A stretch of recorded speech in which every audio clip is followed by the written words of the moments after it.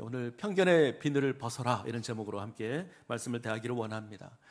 어쩌면 우리가 기다리고 기다렸던 그 사건을 오늘 우리가 대합니다. 사울이 하나님의 부름을 받은 사건.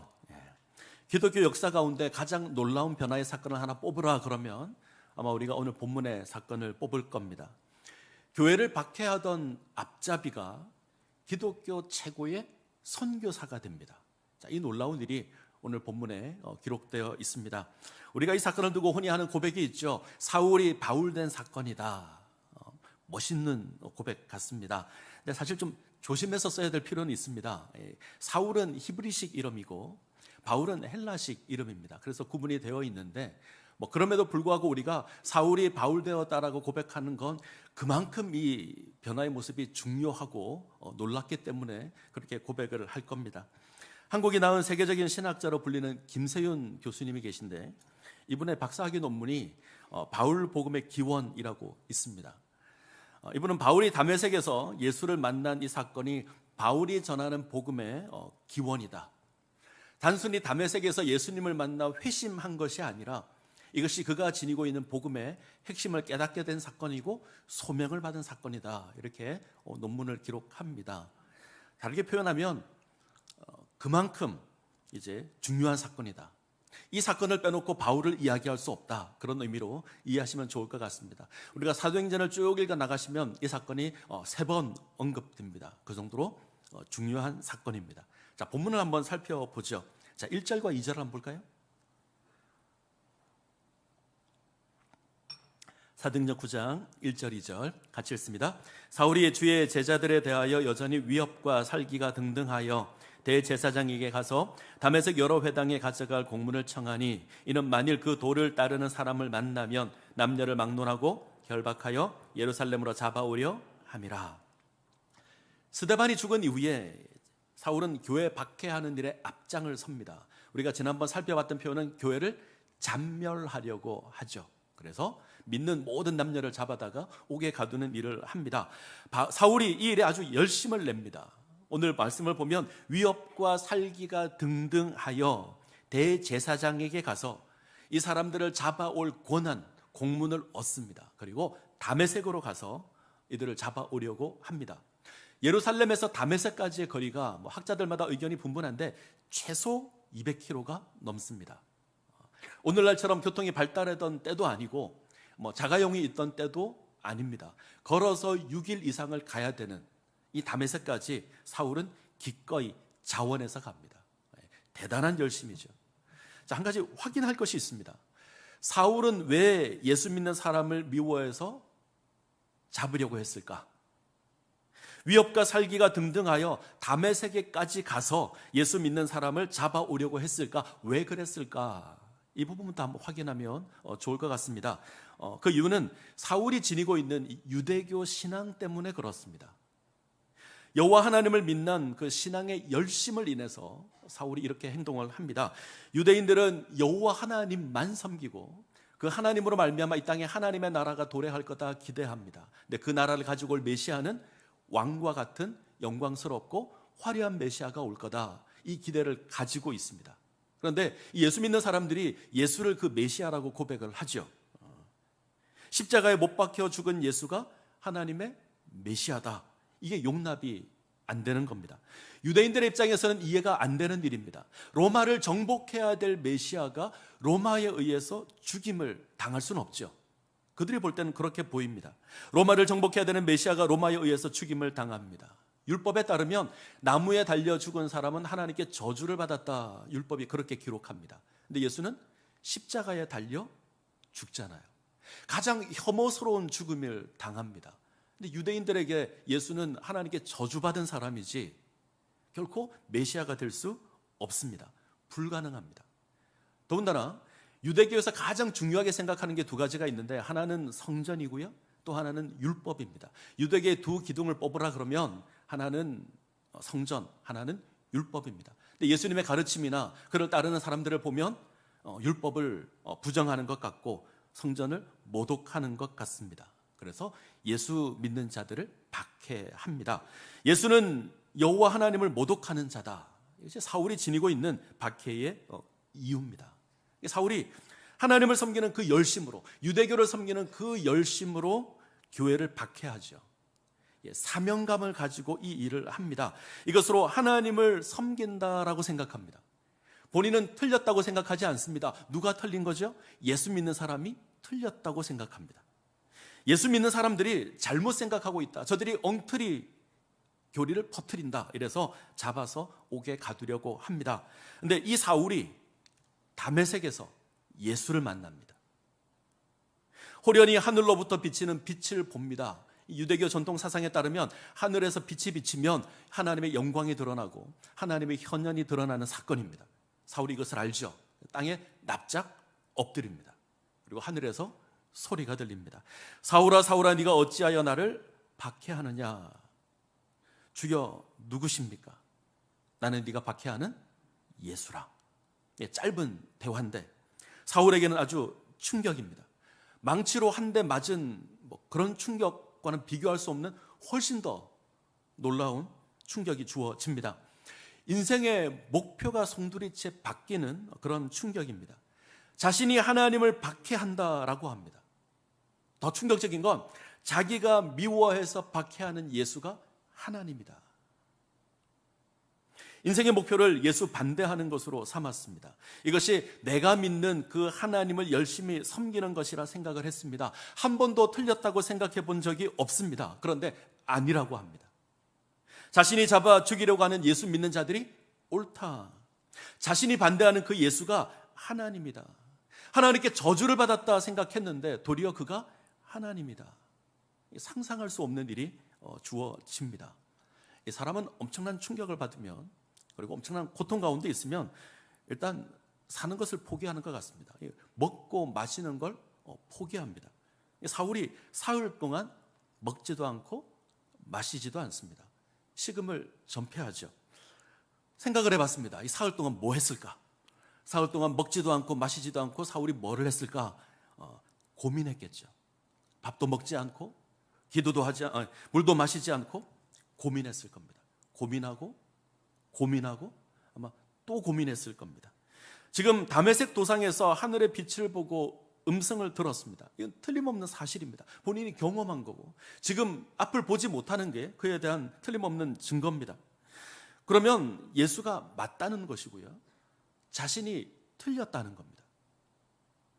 자신이 지니고 있는 유대교 신앙이 틀렸다는 겁니다. 한 번도 틀렸다고 생각해 보지 않았는데 틀렸습니다. 그래서 고민합니다. 그리고 기도합니다. 자신이 깨달을 수 없어서 깨닫게 해달라 기도하는 겁니다. 자, 11절을 보죠. 11절 같이 읽습니다. 주께서 이르시되 일어나 직가라 하는 거리로 가서 유다의 집에서 다소 사람 사울이라 하는 사람을 찾으라. 그가 기도하는 중이니라. 기도합니다. 깨닫도록 기도합니다. 그리고 기도 중에 환상을 봅니다. 아나니아라는 사람이 와서 내게 안수하여서 나를 고쳐줄 거다. 환상을 봅니다. 이에 아나니아가 사울을 찾아와서 안수해서 눈에 비늘 같은 것이 벗겨져 다시 보게 됩니다. 저는 유대교의 편견의 비늘이 벗겨졌다 그렇게 해석을 합니다. 예수 믿는 사람에 대한 잘못된 편견이 벗겨지는 겁니다. 오늘 우리가 확인해야 될 것이 있죠. 이 사울은 유대교라고 하는 편견의 비늘을 가지고 있습니다.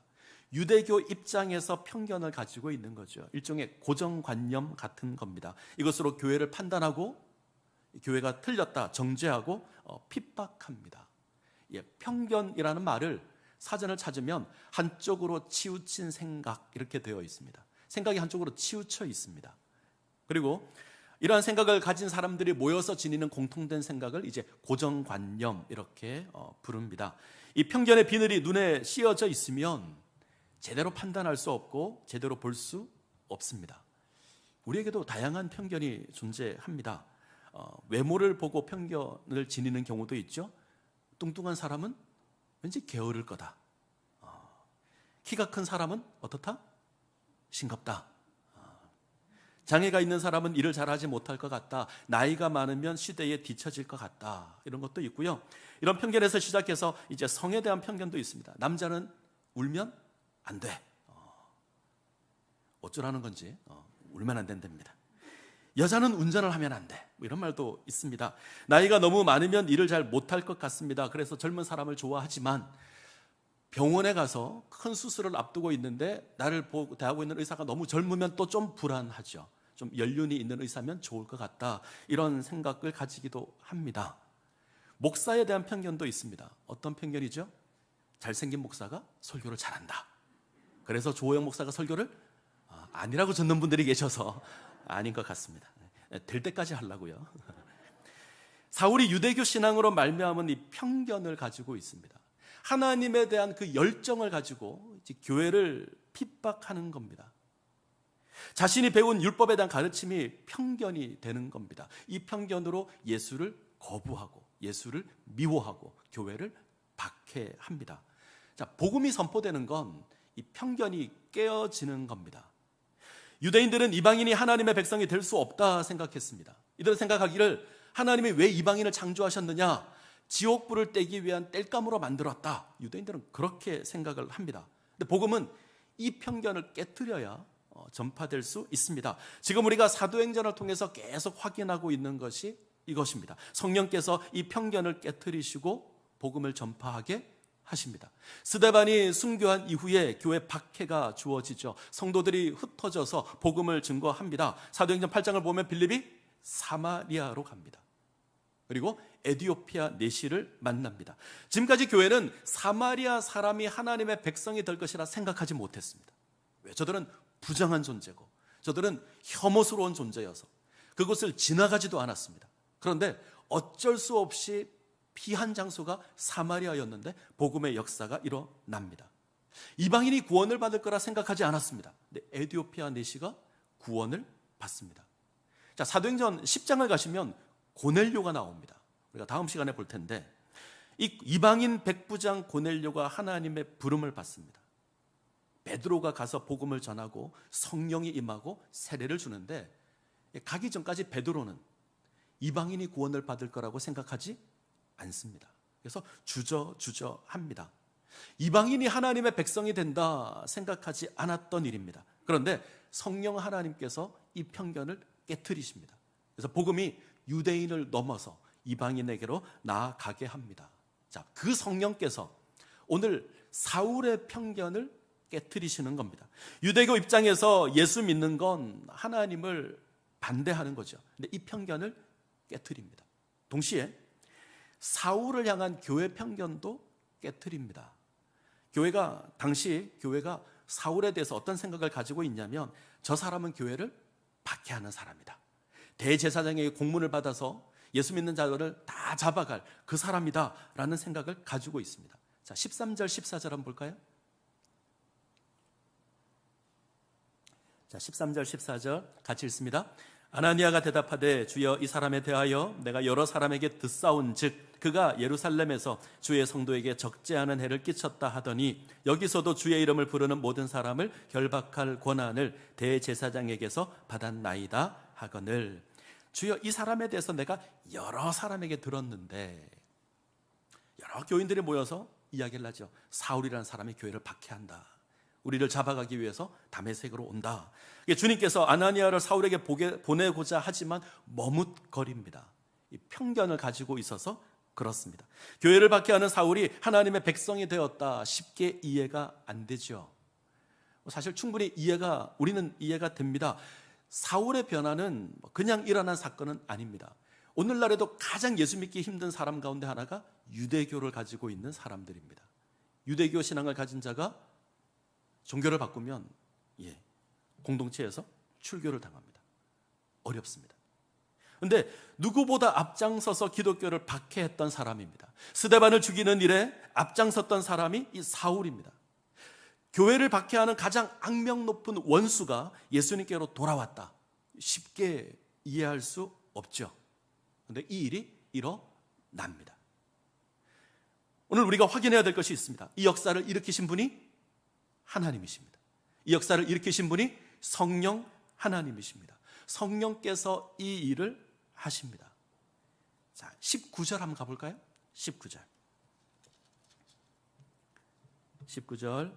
20절 같이 읽습니다. 음식을 먹음에 강건하여 지니라. 사울이 다메섹에 있는 제자들과 함께 며칠 있을새 즉시로 각 회당에서 예수가 하나님의 아들이심을 전파하니. 자, 사울에게 어떤 변화가 일어났죠? 예수를 핍박하던 사울이 이제 어떻게 합니까? 예수가 하나님의 아들이다 증거하기 시작합니다. 다메섹에 며칠 있었을 뿐인데 예수를 핍박하던 사울이 예수를 하나님의 아들이라 증거합니다. 자, 29절로 갈까요?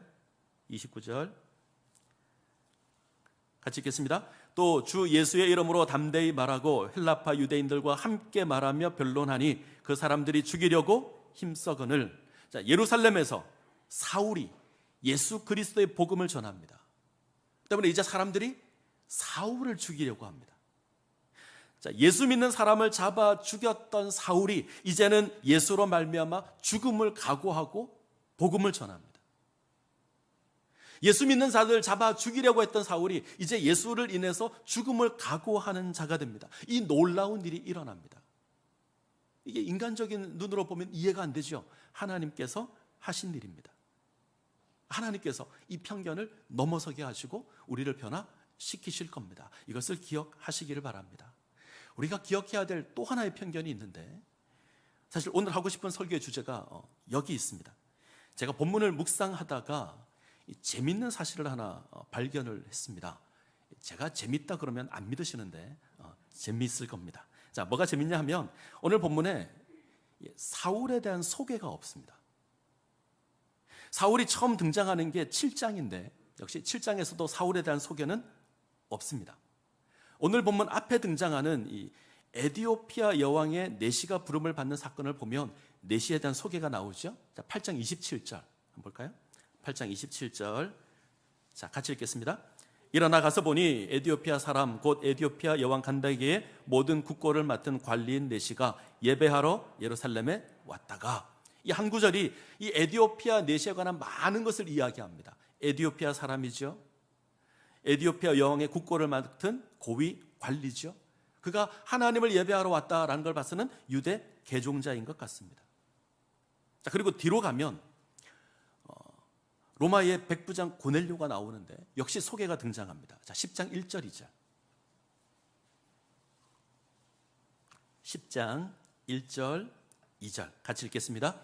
가이사랴에 고넬로라 하는 사람이 있으니 이달리아 부데라 하는 군대의 백부장이라. 그가 경건하여 온 집안과 더불어 하나님을 경외하며 백성을 많이 구제하고 하나님께 항상 기도하더니. 가이사랴에 주둔하고 있는 로마 군대의 백부장, 이방인인데 그가 경건한 사람이었고 하나님을 경외하고 기도한다더라. 이러면 하나님을 경외하는 자, 이렇게 우리가 이해할 수 있을 겁니다. 이처럼 인물에 대한 소개가 있죠. 근데 사울에 대한 소개가 없습니다. 사울 곧 바울이 기독교에 얼마나 중요한 인물이죠.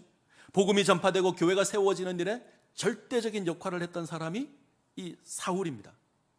신약 성경에서 예수님 다음으로 중요한 사람을 찾으라 그러면 사울입니다. 그런데 소개가 없습니다. 그가 누군지, 그의 부모가 누구인지, 그가 어디서 태어났는지, 어디서 자랐는지, 그가 자란 환경이 어떠한지 성경은 이야기하지 않습니다. 자, 사도행전 9장이 이야기하는 건 딱 한 가지죠. 그가 기독교의 박해자였다. 스데반 집사를 죽인 장본인이었다. 예루살렘에서 멀리 떨어진 다메섹까지 찾아올 정도로 지독한 인간이었다. 교회를 잔멸하기 위해서 위협과 살기가 등등한 자가 사울이었다. 오늘 성경이 하고 싶은 이야기는 뭘까요? 이 원수에게 놀라운 일이 일어났다. 가장 구원받기 힘든 사람, 가장 구원받기 어려운 사람이라고 생각되는, 절대 구원받을 수 없을 거라고 생각하는 이 사울이 구원을 받았다. 그는 스데반을 죽이고 믿는 자를 잡아 가두려는 자입니다. 스스로 고백하는 것처럼 나는 죄인 중에 괴수다 말하는 그 사람이 사울입니다. 근데 이 사울이 예수의 부름을 받습니다. 이게 하나님의 역사입니다. 사마리아 사람을 부르고 에디오피아 사람을 부르고 이제 자기를 반대하는 사람까지 불러 변화시키는 것이 성령 하나님이시다. 성령의 역사다. 복음은 이러한 모습으로 우리 가운데 주어져 맞습니다. 성령 하나님의 역사는 우리가 생각하는 것보다 훨씬 크고 훨씬 더 놀랍습니다. 언제나 우리의 기대를 뛰어넘어 우리 가운데 역사하십니다. 이 성령 하나님의 역사가 우리 가운데 있기를 소원합니다. 2023년 이 한 해 동안 하나님께서 우리를 새롭게 하셔서 이 놀라운 성령의 역사 가운데 우리가 세움 있기를 원합니다. 이를 위해서 기도하십시오. 다시 질문으로 돌아가죠. 사도행전을 기록한 누가는 왜 사울에 대한 소개를 기록하지 않았을까? 적어도 누가가 이 본문을 이야기할 때 사울에 대한 소개는 중요하지 않았습니다. 사울이 예수를 믿게 되는데 사울의 자격이나 조건이 중요하지 않았다는 겁니다. 자, 에디오피아 넷이나 백부장 고넬료는 이들이 이방인입니다. 그래서 이방인인 이들이 성령으로 말미암아 예수를 믿게 되었다 소개해 줄 필요가 있어서 자세하게 소개를 했는데 사울은 아닙니다. 신분을 확인하는 게 중요하지 않습니다. 자, 한 가지를 묻겠습니다. 부자인 성도와 가난한 성도가 있습니다. 두 사람의 믿음의 정도가 같다면 하나님께서 어떤 사람을 더 사용하실까요? 박사 학위를 가진 사람이 있고 대학도 가지 못한 성도가 있습니다. 신앙의 수준이 같다면 하나님께서 누구를 더 사용하실까요? 답은 조금 있다가 한번 생각을 해보죠. 우리는 언제나 구원을 이야기할 때 하나님의 은혜를 이야기합니다. 내가 구원받은 것이 하나님의 은혜입니다. 나에게는 아무런 공로가 없습니다. 모든 것은 하나님의 은혜입니다. 우리는 이렇게 고백합니다. 아니신 분 안 계시죠? 우리는 기꺼이 이렇게 고백할 수 있습니다. 나는 혈통이 좋아서 구원받았습니다. 나는 착한 일을 많이 해서 구원받았습니다. 나는 가진 것이 많아서 부름을 받았습니다. 우리 가운데 이렇게 말할 수 있는 사람은 없습니다. 우리 마음 한편에 고약하게도 이런 마음이 있습니다. 나 정도 되었으니 하나님께서 택하셨을 거다. 나 정도 되었으니 하나님께서 부르셨을 거다. 하나님이 은혜로 나를 구원하는 건 맞지만 은혜 받을 만한 자격도 나한테 있는 것 아닌가 생각하는 사람들이 있습니다.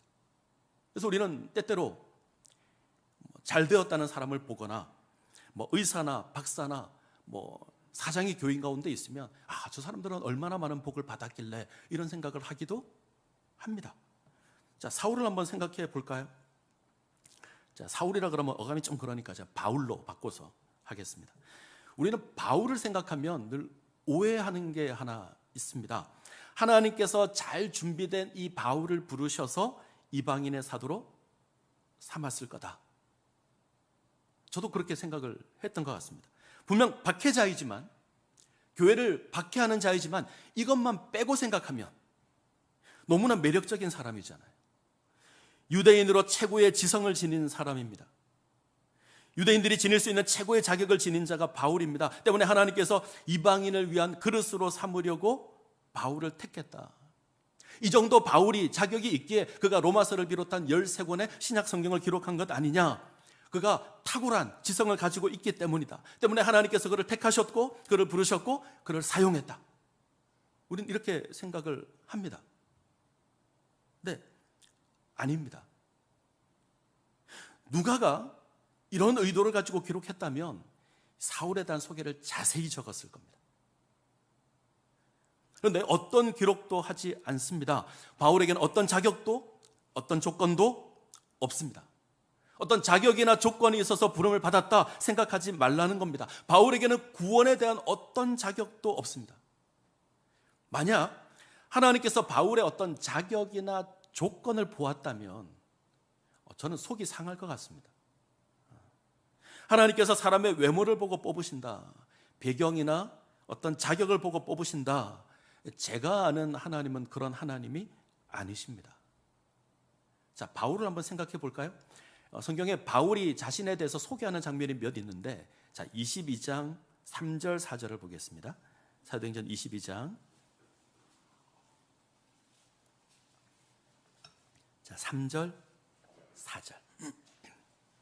사도행전 22장 3절 4절, 자, 같이 읽습니다. 나는 유대인으로 길리기아 다소에서 났고 이 성에서 자라 가말리엘 문화에서 우리 조상들의 율법의 엄한 교훈을 받았고 오늘 너희 모든 사람처럼 하나님께 대하여 열심히 있는 자라. 내가 이 돌을 박해하여 사람을 죽이기까지 하고 남녀를 결박하여 옥에 넘겼노니. 바울이 자기를 고소하는 그 유대인들 앞에서 자기를 변호하는 장면입니다. 어떻게 소개하죠? 나는 유대인이고 길리기아 다소에서 태어났고 가말리엘 문화에서 율법의 교육을 받았다. 나는 하나님에 대해서 엄청난 열심을 지니고 있는 자였다. 이 말을 하는 건 듣고 있는 너희와 내가 다르지 않다, 이 얘기를 하는 겁니다. 자, 이 소개 뒤에 등장하는 내용이 뭐죠? 내가 예수 그리스도의 복음을 반대하고 사람을 죽이기까지 하고 남녀를 결박해서 옥여남겼다. 내가 예수 그리스도의 복음을 반대하고 교회를 박해했다. 이 고상한 조건을 인해서 바울이 뭘 했냐면 교회 박해했습니다. 교회 핍박했습니다. 예수를 핍박했습니다. 자, 빌립보서 3장을 가볼까요? 빌립보서 3장 5절 6절. 자, 자막이 있으니까 자, 같이 읽겠습니다. 나는 8일 만에 할례를 받고 이스라엘 족속이요 베냐민 지파요 히브리인 중에 히브리인이요 율법으로는 바리새인이요 열심으로는 교회를 박해하고 율법의 의노는 흠이 없는 자라. 바울이 유대인으로 지녔던 자격을 소개합니다. 율법으로 8일 만에 할례를 받았습니다. 이스라엘 족속이고 베냐민 지파입니다. 명문 가문 출신입니다. 히브리인 중에 히브리인이다. 두 가지 의미가 있는데 양쪽 부모가 히브리인이다, 이 의미도 있고요. 내가 히브리어를 사용하는 유대인이다, 이런 고백도 있습니다. 당시 최고의 랍비로 불리는 가말리엘 문화에서 배웠습니다.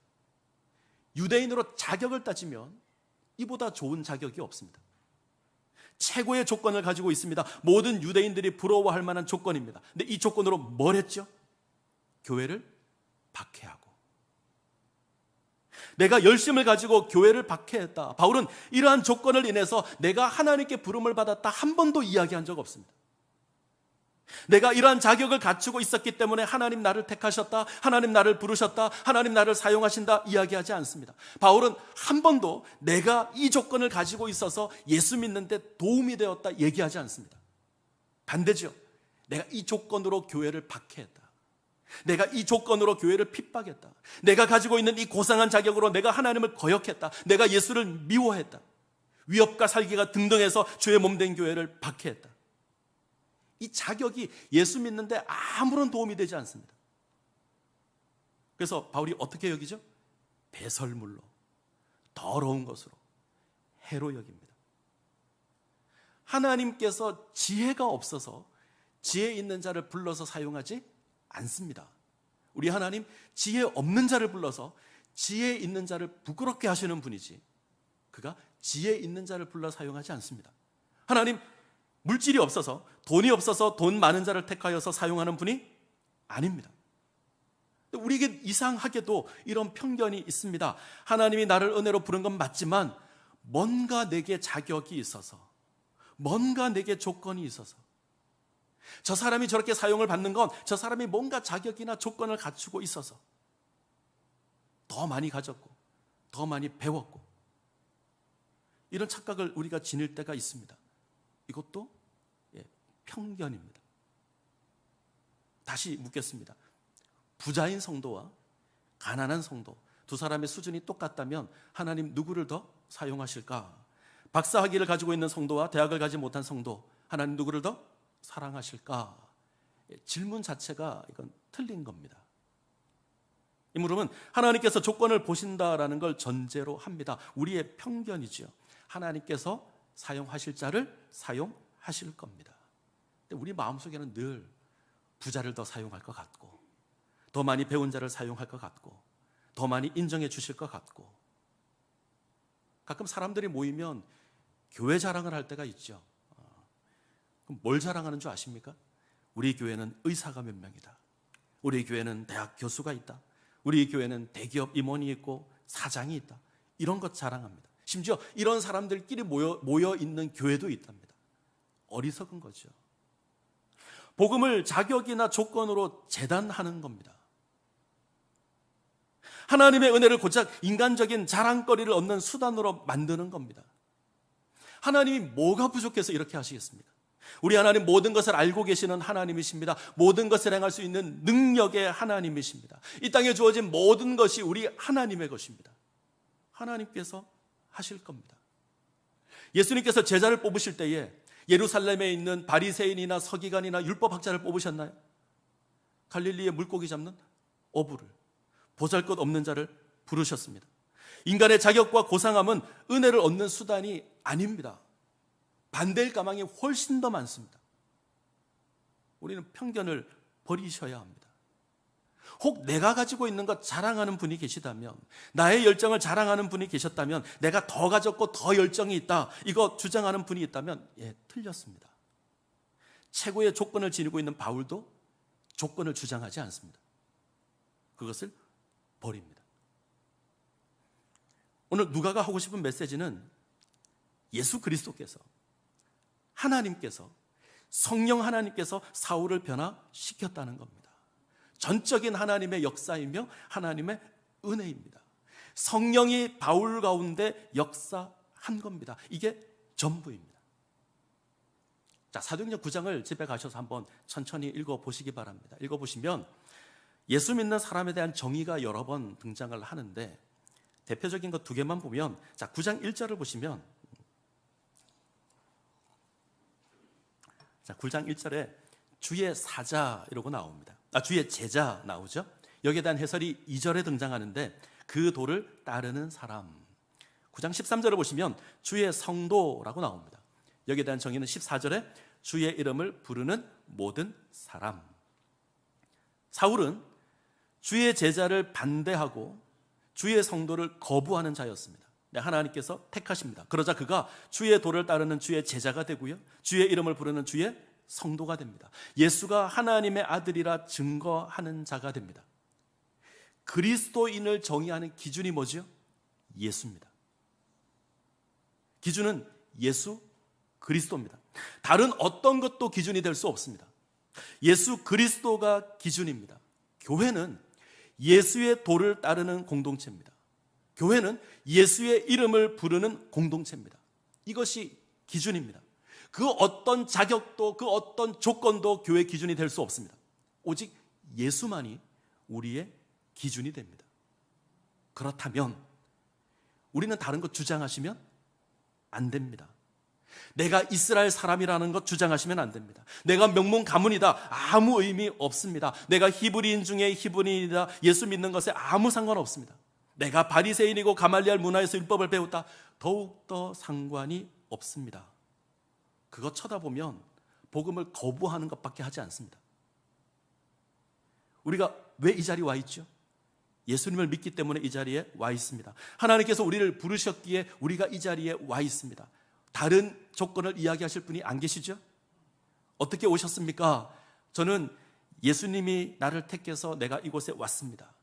그렇습니까? 저도 예수님께서 택하셔서 이곳에 왔습니다. 이렇게 말하는 곳이 교회입니다. 너도 예수 믿느냐? 나도 예수 믿는다. 이게 기준입니다. 다른 것으로 편가르기를 하시면 안 됩니다. 유대인이냐, 사마리아인이냐, 에티오피아 사람이냐, 이방인이냐, 나아가서 박해자냐, 중요하지 않습니다. 예수로 말미암아 이 자리에 와 있는 것이 중요합니다. 제인 오스틴이 쓴 오만과 편견이라는 소설이 있는데 이런 문구가 나옵니다. 편견은 내가 다른 사람을 사랑하지 못하게 하고, 오만은 다른 사람이 나를 사랑할 수 없게 한다. 우리가 편견의 비닐을 쓰고 있으면, 이게 씌어져 있으면 다른 사람을 사랑할 수 없습니다. 교회는 하나 될 수 없을 겁니다. 교회는 성령 하나님의 역사로 예수를 하나님의 아들로 고백하는 자들의 모임입니다. 이 거룩한 공동체를 인간적인 어떤 편견으로 판단하지 않기를 원합니다. 오직 예수 그리스도로, 오직 하나님의 은혜로, 오직 십자가의 그 복음으로 우리가 세워져 있음을 기억하시고 이 복음 가운데 온전하게 세워지시기를 소원합니다. 오직 하나님의 은혜로 말미암아 부름받았음을 기억하시고 이 편견의 비늘이 벗겨져 서로 용납하고 하나가 되시기를 간절히 소원합니다. 기도하시겠습니다.